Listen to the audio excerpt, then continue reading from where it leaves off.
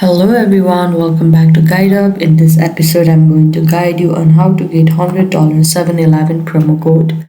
For that, make sure you open your preferred browser. Here I am opening Google. Now at the search bar, you can simply search $100 7-Eleven promo code.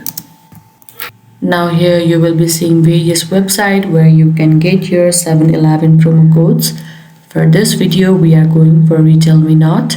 So simply click on that website.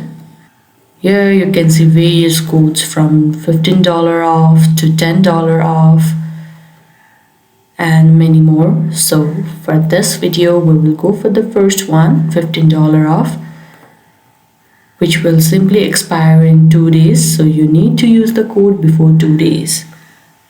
Now we have to simply click on show code. Within a minute, a code will be provided and all you have to do is copy the code.